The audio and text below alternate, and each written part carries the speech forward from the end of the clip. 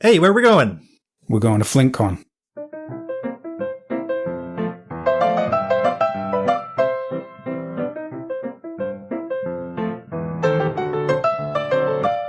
Wargaming Road Trips.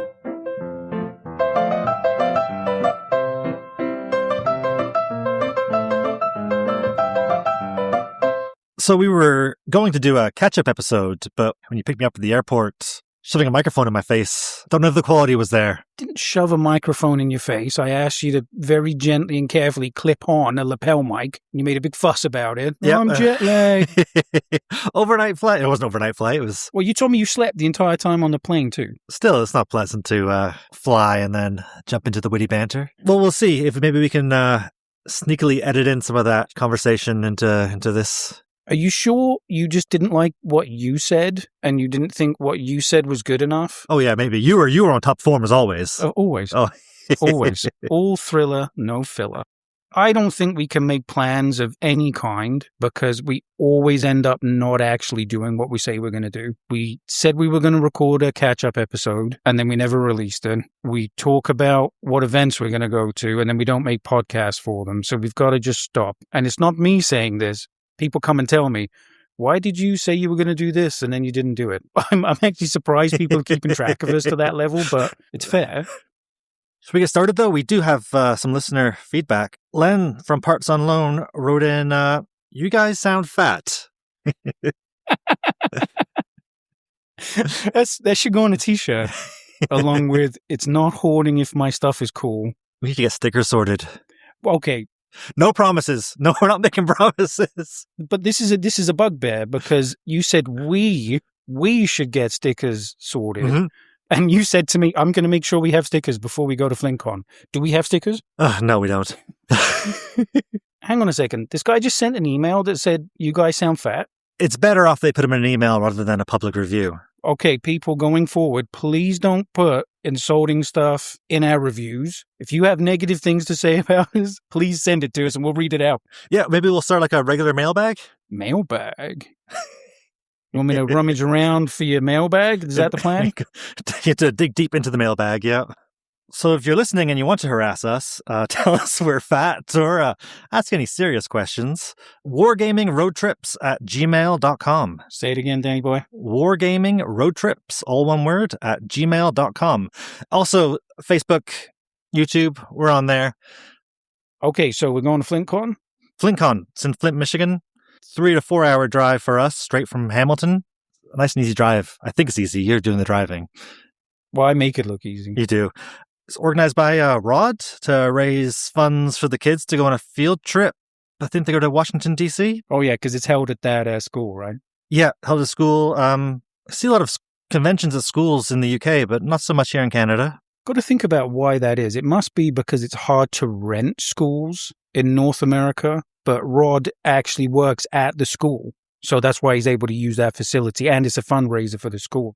I remember my first wargaming convention was actually in a school.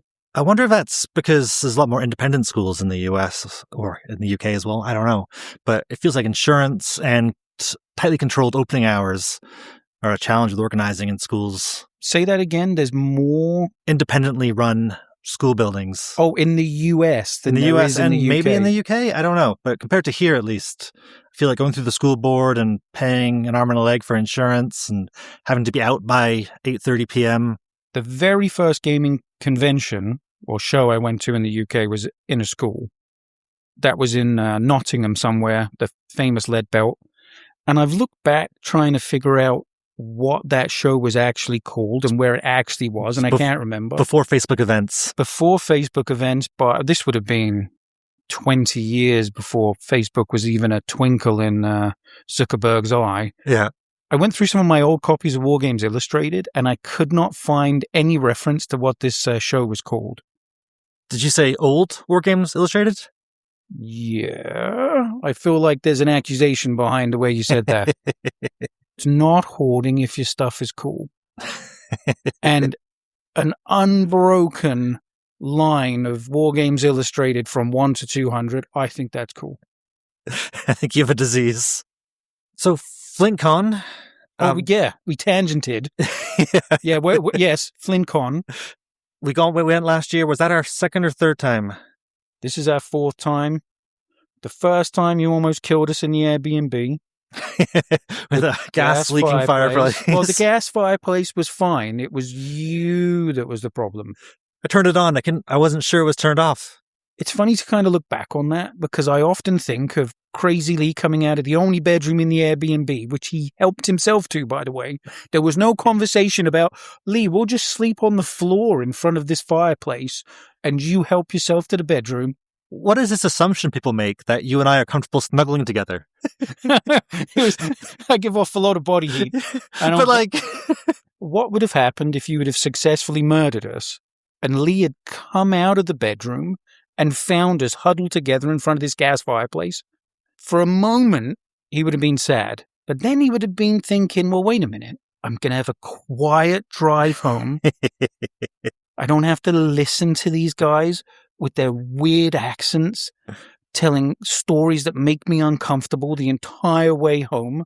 And then maybe you would have felt bad again. So maybe we should talk about some wargaming stuff because we keep tangenting. That was the first time we went. Last year, it was a flawless drive down from Hamilton on Friday evening.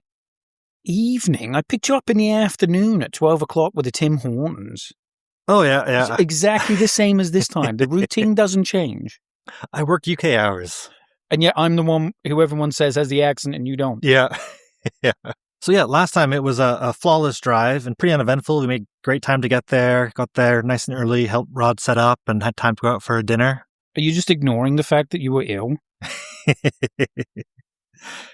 Yeah, vanilla porter was a bad idea. And what did I say? Well, I told you so. Don't drink it. It doesn't look good, Dan. Doesn't smell good, Dan.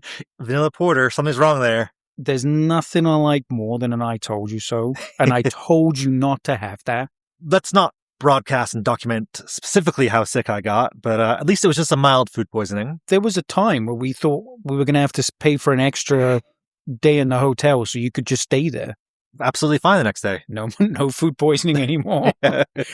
Last time, Saturday morning, straight to the event. Well, we were supposed to have gotten up a little bit earlier than we actually did. And then I spent a long time eating because the breakfast was included in the price of the room. So I had to get my money's worth. Yeah. We weren't late by any stretch of the imagination, but I like to be early. Oh, yeah, that's when I didn't get that epic stuff. Yeah, you missed out. Because I was buying raffle tickets. So that's a lesson learned there. I will still buy the raffle tickets. Straight to the bring and buy tables. Do a circuit and then go buy raffle tickets. No, that's the way. That's how we'll do it. So last time in the morning game session, we signed up for an impressive-looking Mad Max-style car race game with lots of MDF gubbins, which caught our eye. What was that called? It's called Wastelands. Wastelands? Yeah, and both... Yeah, I remember now. It had this massive mat and MDF dashboards, and it was just a gorgeous table with great terrain and models. And I had assumed, and you had assumed, this must be a commercially available rule set to have all this MDF gubbins. No, just the GM was that dedicated to his game that he'd spent all of this money to buy, not only buy, but have these designed. Like, that's an impressive level of dedication to a game. Yeah. And the game looked beautiful. We had no idea these were homebrew rules. And when did we realize that? I asked for the rule book. Well, there isn't a rule book. We were surprised it was homebrew, and then playing the game, and we were even more surprised when it pivoted from post-apocalyptic to fantasy, and a lumbering giant came out and started swinging a club at our cars. I really like that. And I think it's because Warhammer has taught me that you can have giant mutants in sci-fi games and giant mutants in fantasy games. So I thought that was cool. I don't know what the model was. Do you? No idea. So, like, the aim of the game, we were racing down a field, and then the terrain moved against the cars, so it was like an unlimited length.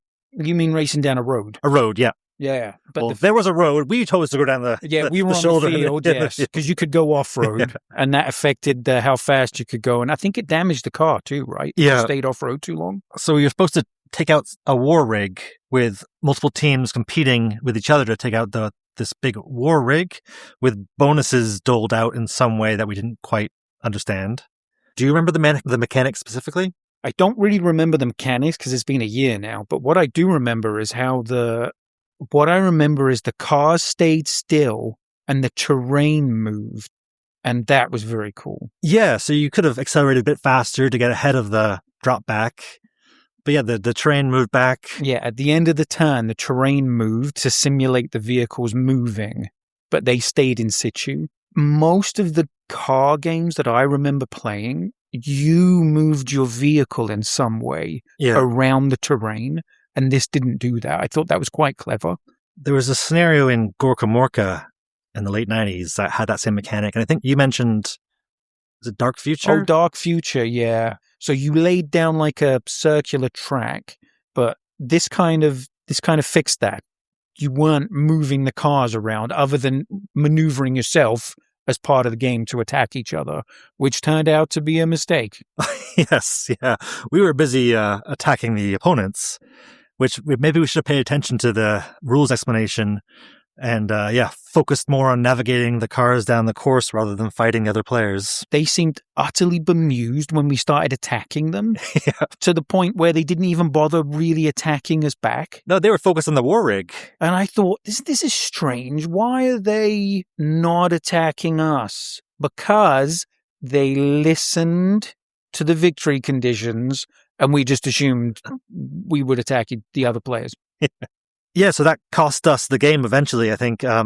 It absolutely did. We lost because the first few turns we spent trying to attack them. We were sandwiching other cars between our two cars. Which we thought was going to be awesome. I even asked the GM, if we destroy his car, he gets a new one, right? He's not taken out of the game. And he was like, oh, yeah. He looked at us kind of weird because you're not going to destroy the other guy's car. And we didn't. Then at lunch, I thought that we discussed that you'd sign us up for a game while I popped out to the pharmacy next door. But apparently this turned catastrophic somehow, which I think you might be able to elaborate on. Well, I wouldn't categorize it as catastrophic. You said, I'm going to go outside, I'm going to gather some dandelions and some leftover seeds, and that will be my lunch. And I thought, what an odd time to go out and gather food when you should be talking to me about which game we're going to sign up for. But you just left me to decide. Yeah. Anyway, not making that mistake again. I've packed Cliff Bars and PB&J sandwiches for this trip. So you've bought a packed lunch? Yeah. Why aren't you supporting the kids? Why aren't you buying food from the venue? Especially after the first time we ever recorded a podcast, which was on Flintcon, you were like, the food here is so great. I get treated so well. Well, the first time I wasn't the only vegan. I had a share of vegan pizza, which was great. But I don't need special treatment. I don't need them to bring in food just for me. This is where it went wrong. We wanted to play Blackstone Fortress because I raved about it last time. Mm-hmm. And the game is so hard to find and so rare that we have to travel 4 hours to find somebody else who has a copy of the game. Sorry, we're traveling 4 hours to find a rare, recently released GW game. Well, if you can find another copy I know, yeah. Why don't they release more? It makes no sense. It is strange. You would think they would say, lots of people want this. We should maybe make more of them. But okay. We said we were going to play Blackstone Fortress, but when the sign-up sheets went out, he already had people signed up for it, so there weren't 2 spots.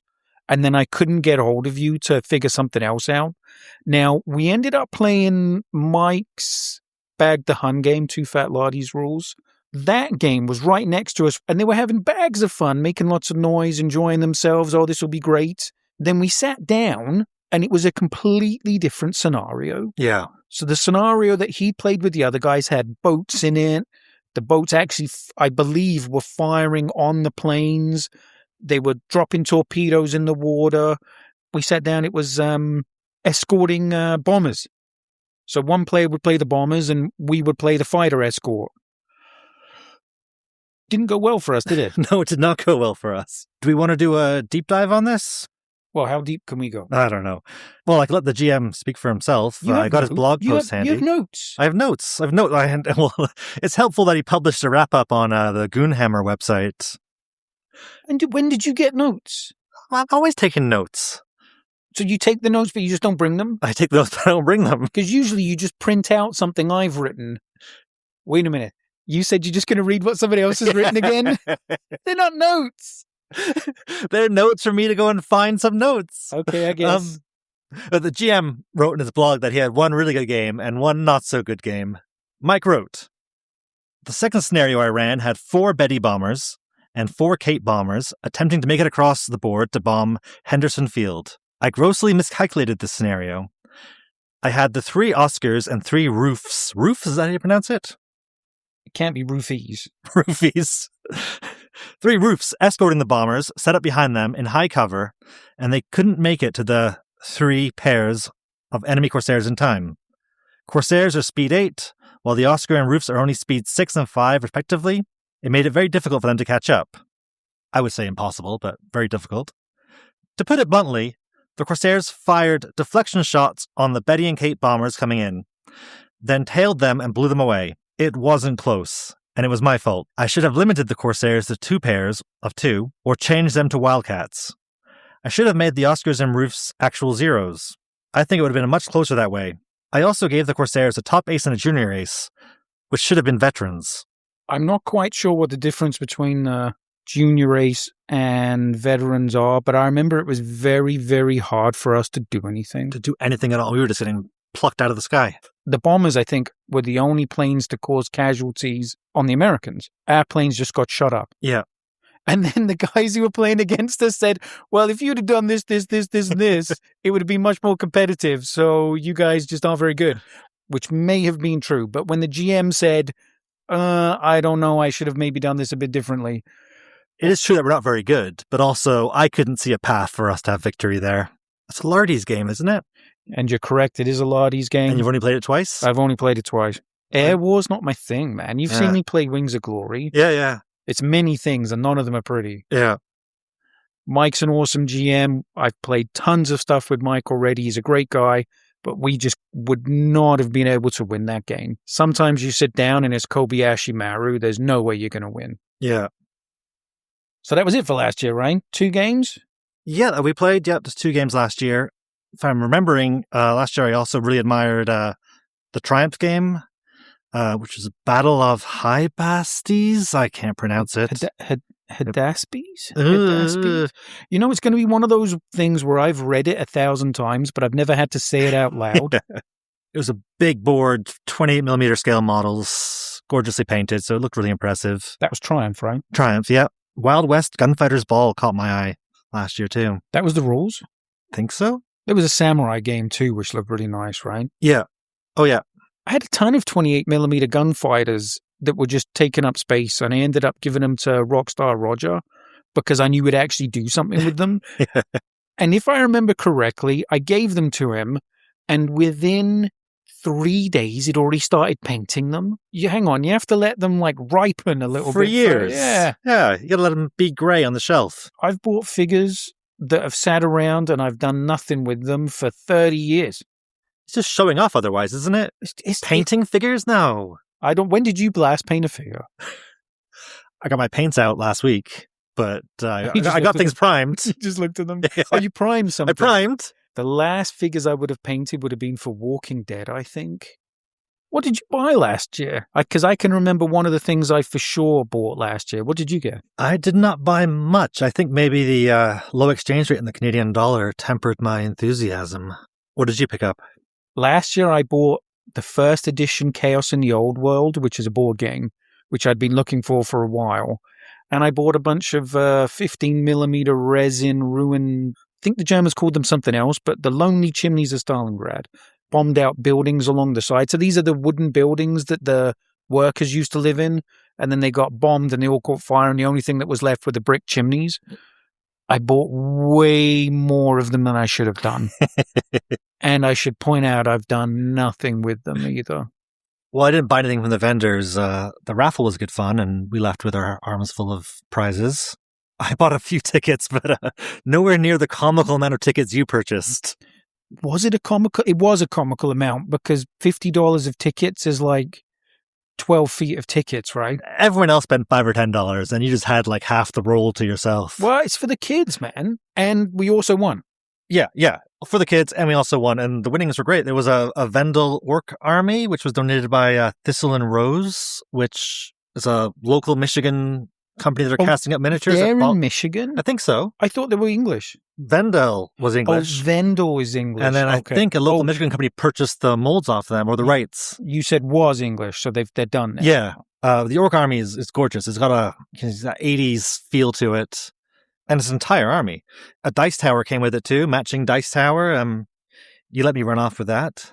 From the raffle also, you left with a massive pile of books and ephemera. Oh, the book. You wanted me to throw them away.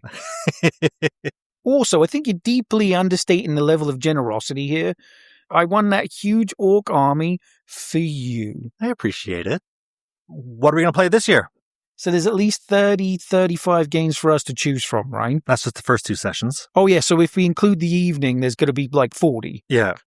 I think for me, it's going to be Silver Bayonet in the first session and then Nuts in the second session. And maybe we'll stay and do that Battle of Hastings. That's Triumph, right? Yeah. We've both played Silver Bayonet before. Mm-hmm. We played that at Ragnarok, thank you. In Waterloo, Ontario, or Kitchener, Ontario? Kitchener. And we lost our game spectacularly. Yeah. I bet we can do that again. Yes. Let's keep losing. Yeah, well... No need to change now. Yeah, don't change anything up. I've talked about 2-hour war games before. I really like the reaction system. It's not I go, you go. You're constantly reacting to what the other player's doing. If you shoot at me, depending on what dice are rolled, I get to react to what you've done, and you can potentially react again to what I've done back to you. At least I think that's how that goes. It's been a while since I played. And Nuts is the World War II version of that reaction system. Now, what were you thinking? I love the look of Hydra miniatures from Atomic Tank. They posted some preview photos on Facebook. They got some epic scale retro sci-fi models that just looked awesome. I think it came out in November. They're a small Michigan company that's really putting the work in and demoing it at events. There's a couple 1-hour war game sessions on the schedule too. There's a Black Powder game and an Ancients game. And that's a rule set I want to get more familiar with. But also that feels like something I can do on my own time rather than at a convention. Yeah, and Silver Bayonet could be fun. We did lose terribly last time we played. It was spectacular. Yeah, we could try redeeming ourselves. And Nuts. Yeah, you mentioned Nuts. I know you play World War II games a lot, but I don't think you and I have ever played together. Well, World War II together? Yeah. I don't think we have. No. Certainly not at a convention. So it might be fun to join you on that. All right, so we're almost at the hotel. Should we get checked in and then swing by the venue and then go out for some drinks? Not vanilla porter? That sounds good. Hey, it's Saturday morning. We both got up bright and early. I barely slept thanks to your thunderous snoring. See, that's funny you're saying that because I kept getting woken up by people trying to break into the hotel room. It was terrifying. People like banging on the hotel room door, like trying to get in. And then I realized I'm actually being woken up by my snoring. I was waking myself up. It was really bad. It might be drier here than I'm used to. Like the humidity? Yeah. And I think that might be the problem.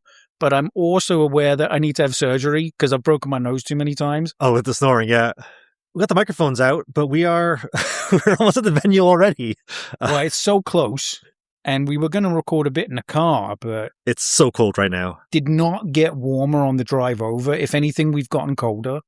We could talk about what we did last night. We helped out setting up, but it's just too cold to sit out here. Yeah, we may as well do that on the way back when we've got the car warmed up a little bit. And that's if we remember.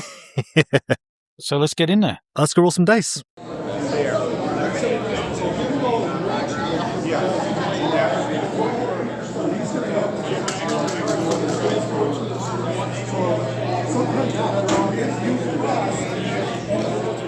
So how was that, Danny boy? Oh, great day. Well attended. So many nice games. We helped out with the raffle. Lots of lovely stuff in there. One of the best gaming raffles I've ever seen, actually. I think the reason why you're thinking about the raffle is because... We won again. We won again. Yeah, let's talk about that raffle real quick. As we were helping set up last night, they had a bunch of beautiful Rogue Trader era and Middle Hammer era Warhammer figures at the paint and take table. Which we suggested probably a bit too special to be for the paint and take. So we grouped them up and moved them into the raffle, which then you won. We won. We won. I'll have to throw some pics up on the Facebook there to show off what these treasures look like. I haven't had time to go through them even to look at identify what's all there. You've done it again. You've promised something. Yeah. And you're invariably not going to deliver. Oh, we're going to deliver on this. We are going to deliver on it? So you make the promise and we deliver? Okay. No, I make the promise and then we fail when I don't deliver. And then people say to me, that thing you said you were going to do, you didn't do it. So we have to discuss something about the raffle because there's something of a conflict of interest there. Or is there? I don't think there was a conflict of interest. We set it up. We grouped all the items together. You did drop a wad of money into the raffle, so it makes sense that you won. Is $50 a lot of money for that raffle? We should ask Rod how much the raffle actually makes, and then we could figure out what percentage of that comes from me. We could have just scooped those figures out of the paint and take. We didn't game anything. It's not like we're the ones... The kids pull all the raffle tickets. Rod just reads them out when the kids are having trouble and need a break. So yeah, we're morally okay with this. We didn't do anything questionable.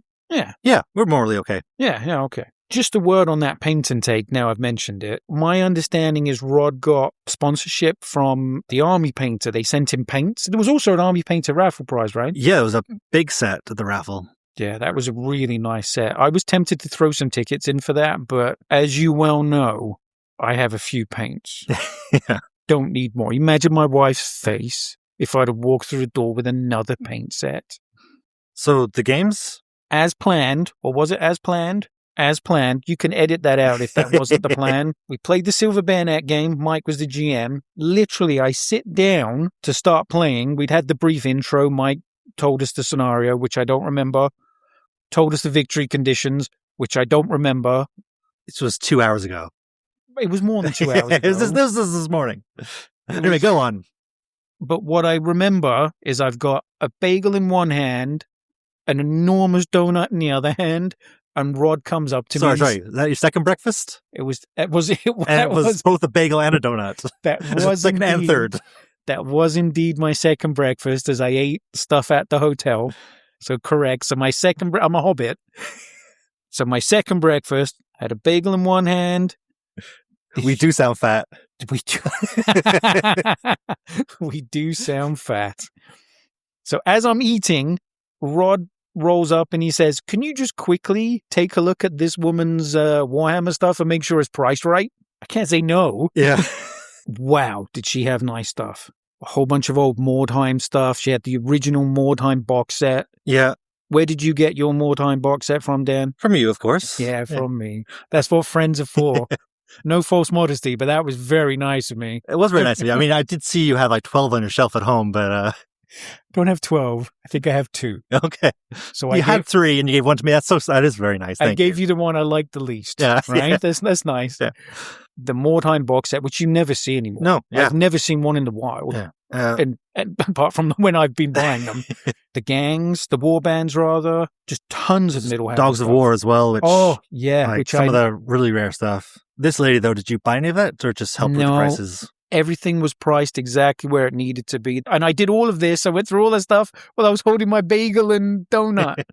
Silver Bayonet. I do like that game. It's D10. I feel that D10s should be swingy. Mm-hmm. But when we're playing the game, I don't feel that there's that swing. So obviously they've corrected it in the mechanics. Oh, Mike had to change the setup for the game, right? Because so many people signed up. So he was originally going to do a 2 versus 2, and then he ended up doing 2 versus 2 games. Yeah. So 8 players. And he managed that very well. Or was it just because you guys picked up the rules so fast? No, Mike's a pro at this.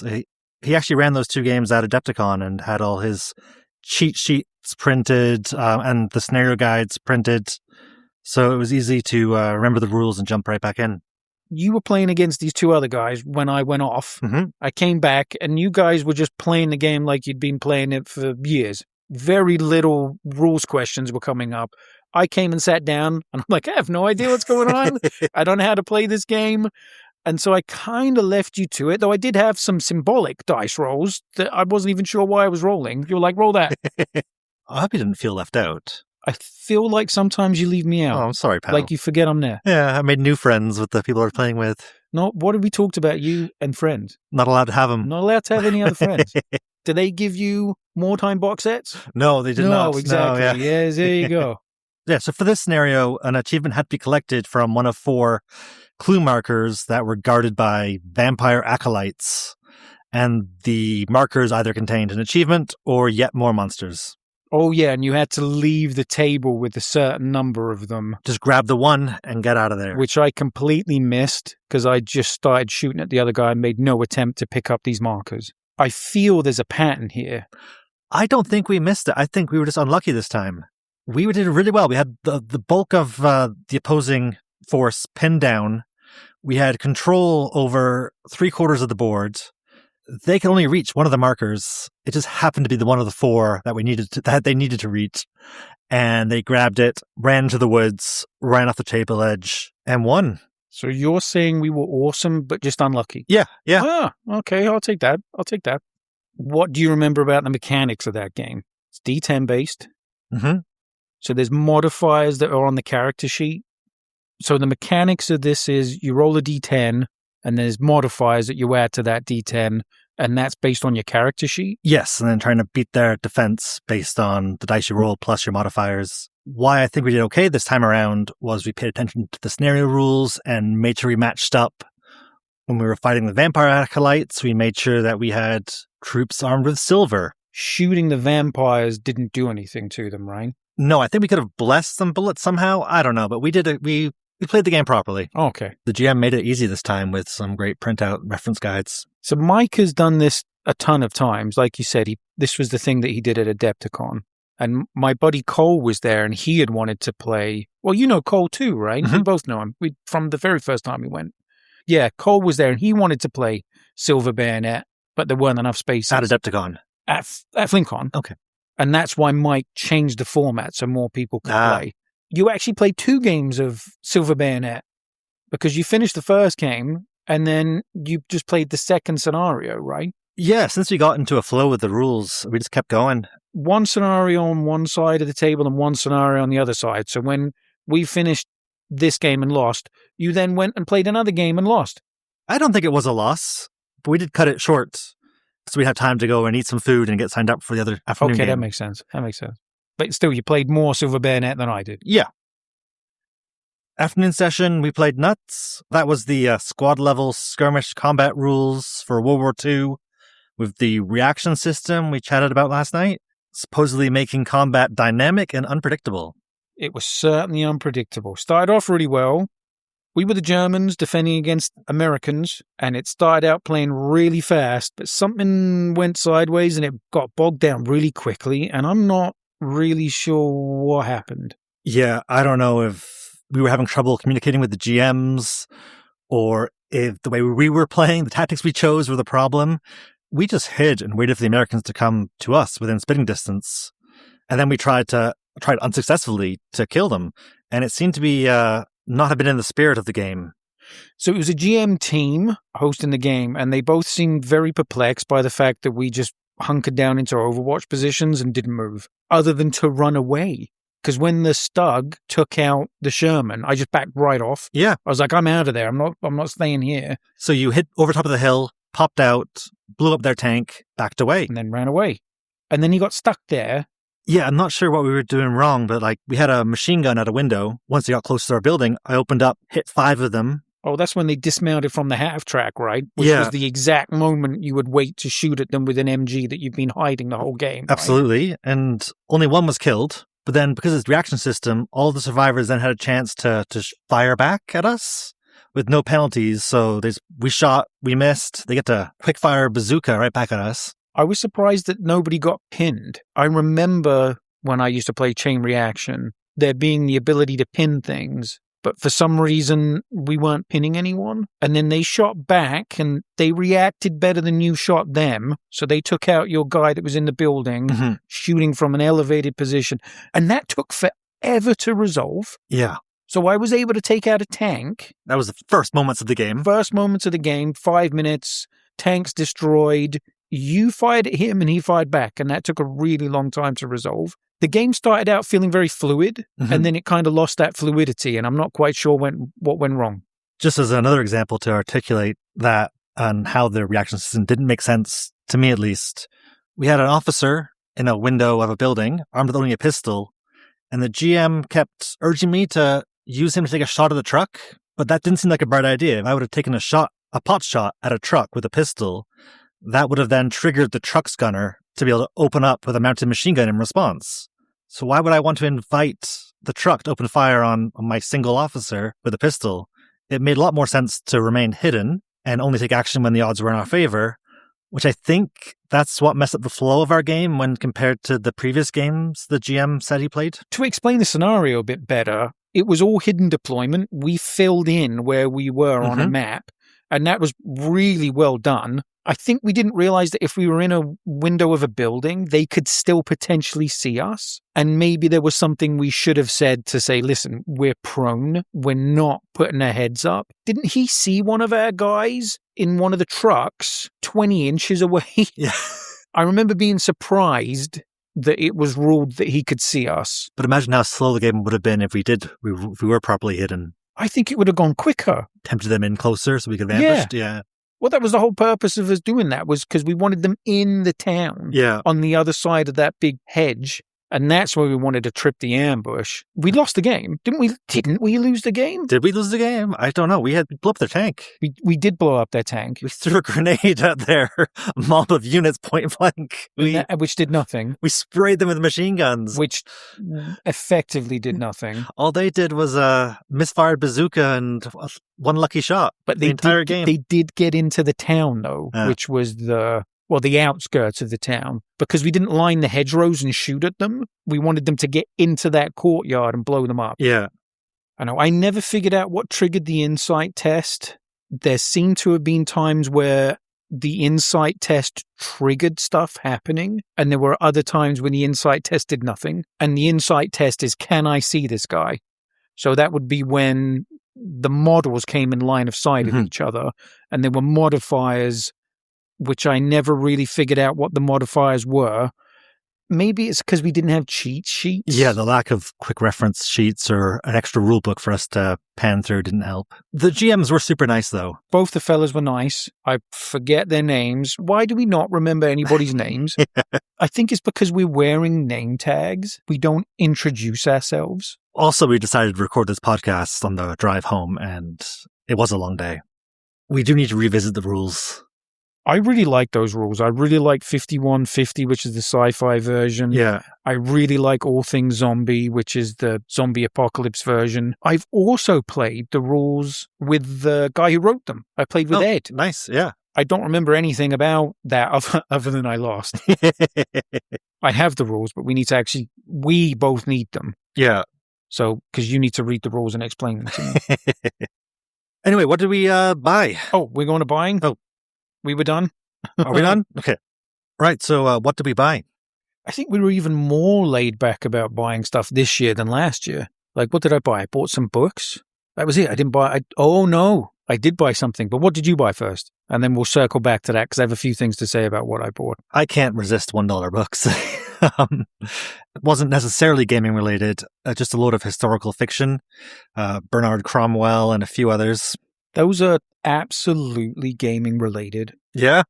I think one of the major reasons why I play historical war games is Bernard Cornwell. They were described to me as romance books, but for men. I resent that remark, and I resent how accurate it is. And it doesn't matter which Bernard Cornwell book you read, they're all the same. There's always a protagonist, obviously, and then there's a religious figure who's good, and there's also one that's bad, and then there's an Irish guy. Irish sidekick. Always. Yeah. And you told me you're listening to the audiobooks, but you bought the hardcover. You bought hardcover books anyway. There are so many sharp books. There are a lot. Yeah. I met Bernard Cornwell once. Super nice guy. He's got a signed book somewhere in the house. What did you pick up? I also bought some books, uniform guides. So again, I'm just looking at the pictures. Any specific era? Or just any pictures are fine with you? I think it was all World War II. Nice. There's at least 2 books that were World War II Italians. I only bought them 6 hours ago. You think I'd remember what these books were? But I didn't spend much. I think I bought 5 or 6 books. But what I did find was epic 40K orc vehicles. Can never say no. Can't resist. Even though I know I already have these vehicles and I know I don't need them. They were priced right. That could be trade fodder, or it can just make me feel smug that I've got them. The same vendor, he also had 28mm, actually no, 25 millimeter, because they're old, Teenage Mutant Ninja Turtles. Yeah, I'd never seen those before. Oh, I think those are the ones I picked up, and I'd never seen them before, and it looked like the kind of obscure model line that I know you'd like. Actually, that's not true. I went through the box. I didn't recognize what they were. I thought they were the ninjas from Dixon Miniatures, which I don't need. No, these are heroes in a half shell. But they were ninjas. Yeah. But I thought they were from Dixon at first. And then I realized, after you showed them to me, that they were the Dark Horse Teenage Mutant Ninja Turtles from 84. That was a range that was released to go with the Teenage Mutant Ninja Turtle role-playing game. And Dark Horse did a ton of those figures. And I remember I really, really, really wanted them. In Stanmore, so that's North West London, there was a game store there called, wait for it, The Model Shop. Oh, Creative. Yeah, Creative. They had a whole line of them there. At least I think that's where they were. It might have been the Orc's Nest, but that doesn't sound right, because I think the Orc's Nest was later, and I'm pretty sure these came out before that.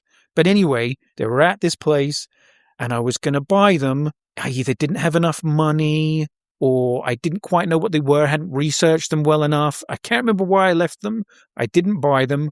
I came back several weeks later, and they'd all gone. I really felt that loss, that not buyer's remorse. Not buyer's remorse is worse than buyer's remorse. Buyer's regret? No, missing out regret. I felt that. I felt it keenly. Wow, the rush of nostalgia having these figures in my hands. And he only wanted $5 for them. $5. Yeah. So, yes, please, sir. You'll need to find the rest of the set now. I just Googled it, and I can't find any photos of these things painted up anywhere on the internet. They're that obscure. How many of them could even be around still? Because that Teenage Mutant Ninja Turtles role-playing game was a bit weird in the sense that it was based on a comic book, which was for adults. Yeah. The Teenage Mutant Ninja Turtle cartoon came out and like literally killed that role-playing game because no one wanted to be playing a kid's game. Like, that's a bit silly, isn't it? I think the rulebook came out, and then the miniature line came out, and then immediately after the miniature line came out, the Teenage Mutant Ninja Turtle cartoon dropped, and that just took the wind out of its sails. Do you mean Hero Turtles? Yes. If you're English, we called them, for reasons I can't tell you, they were Teenage Mutant Hero Turtles. In the same way that G.I. Joe was Action Force in the UK, it wasn't called G.I. Joe. G.I. Joe is All American Heroes, and Action Force were international heroes. But I don't remember any significant rebranding of the Teenage Mutant Ninja Turtles other than they were called Teenage Mutant Hero Turtles, and they cut all the references to the nunchucks out of the cartoon in the UK. At least I think that's what happened, which I always thought was very strange because nunchucks are legal in the UK, but they're not legal in Canada. So I don't understand. That whole thing was very strange to me. Maybe I'm misremembering, but I think in the opening sequence of the show, was it Teenage Mutant Hero Turtles? No, I think they completely recorded it. Oh, did they? Okay. Yeah, they did the same thing with. They used to do that with Action Force. So when they'd go, because what did they used to? Because I've never really watched the American one. They used to say "Yo Joe" or "Go Joe." But the English ones would just dub in full force, and it just sounded terrible. They were trying to match the voices. I don't remember them ever doing that in the Teenage Mutant Ninja Turtle cartoon. I didn't really watch it. I was a little too old for that. So your theory is that the cartoon spoiled the RPG? I think it did. People didn't want to be playing an RPG that was a kid's cartoon. So instead, they went back to playing RuneQuest with Count Duckula-looking ducks instead of playing with cartoon Teenage Mutant Ninja Turtles. Now, here's a question. Did they have Count Duckula in North America? I don't know, but side tangent, I think the vicious vegetarian vampire duck, as a child, probably is what set me on the path of becoming vegan Dan. That was the tagline, wasn't it? No, it's a vicious vegetarian vampire duck. No, the song was, he won't bite beast or man because he's a vegetarian. Perfect. Count Duckula was actually funny, so I would watch that, even though I was way too old for the target audience. I was about to say, I think about 6 or 8 around that age of the time. But I don't think they had Count Duckula in North America, but they had Danger Mouse here, which was a spin-off of Count Duckula, if I remember correctly. It was amazing when they lived in a post box. Now, that's a weird one, eh? When you think about all the references in that, the cultural references, if you didn't know a lot of British idioms, if you didn't know certain things about British culture, wouldn't you miss a lot of that? Yeah. People forget that in the UK, there was only 4 channels. Yeah. When I was younger, there was only 3. And TV went dead at like 9 p.m. sometimes. It was at 11 p.m. Just went to dead air. You just watched what was on while stuff was happening. You had the TV on, and so, of course, you pick a lot of this stuff up by osmosis. Yeah. And that's my defense, and I'm sticking to it. That's why you watch children's cartoons. Teenage Mutant Ninja Turtles was published by Palladium, and Mike was just talking about, Mike was the Silver Bayonet GM. He was just talking about that there's a Palladium exhibit at the museum in Detroit. Oh, cool. Is it American company? Palladium was from Detroit. Ah, cool. I'm so tempted to go back and actually check out this museum. We should have planned our trip better. Well, we didn't know. Yeah. We had no idea. I think when we leave, Mike is just so relieved that we've gone that he has no interest in communicating anything back to us. Or else he would have told us, oh, guess what, guys? There's actually a Palladium exhibit that you guys might be interested in. I have so many of the Palladium RPG books now. Maybe when I was actually playing RPGs, I had one of the Rift source books. Obviously, I had Teenage Mutant Ninja Turtles. I did have Heroes Unlimited for a while, but I almost never played any of it. Recently, I've been obsessively buying the old RPG books whenever they show up. Yeah. And we've had this conversation. Are we ever going to play RPGs again? No. So why am I buying them? You've tangented again. Let's get back to what we brought up before, going deep on Count Duckula and Palladium. That was a deep dive on 80s British cartoons and culture there, wasn't it? This is a wargaming podcast. I would love to know how much wargaming we actually talk about. Now, to be fair, from the very beginning, we said we would talk about RPGs and things. So I don't know. I don't think we're way off, but yes, correct. I tangented again, Dan. Need to reel me in. Anything you missed out on? I wanted to talk to the guys that were running the Hydra Games demonstration game. It looks very tantalizing, but I do not want to be doing 10mm sci-fi. Yeah. I already have so much 6mm and 15mm and 28mm sci-fi. Do I really need another scale? It kind of surprised me when I first saw that they were putting stuff out for that rule set. I thought it was going to be 15s. I was really surprised when it was 10mm. Because it's 10mm, right? Yeah. You saw it too. Yeah. You buy the food? How did that go? Food was excellent. The table service was excellent. The way you said that was as if you didn't buy popcorn. Yeah. And you ate the popcorn. I can't say no to the kids come around table service. Yeah, that is very cool. The kids are very involved in the gaming too. A lot of the games are filled up by those kids. Yeah.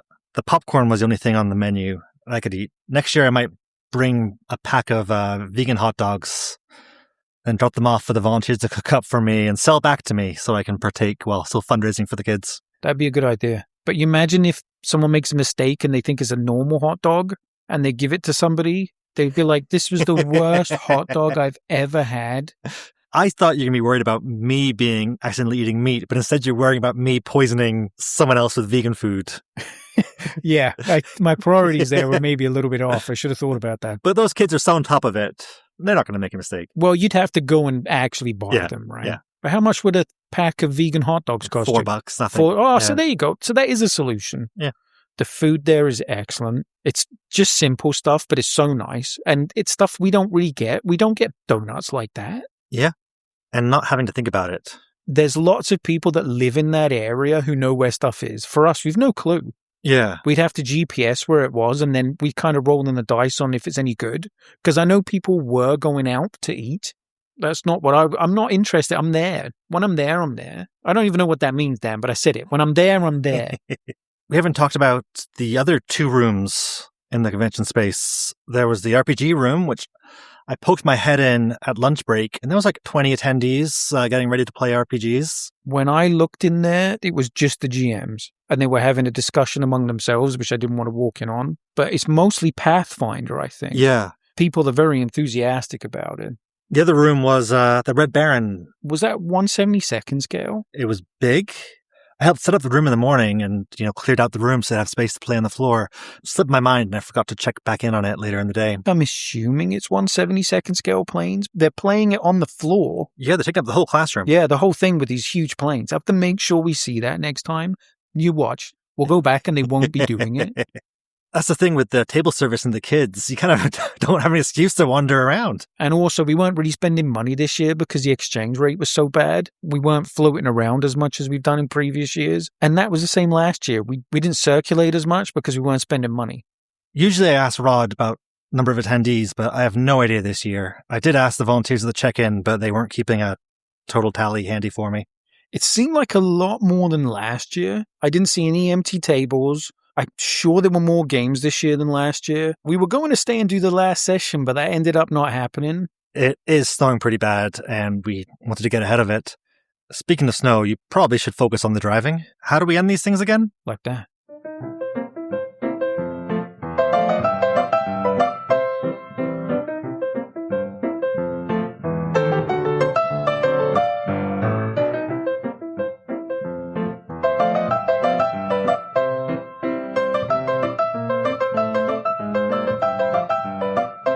So the monsters. So for the scenario, there were an achievement had to be collected.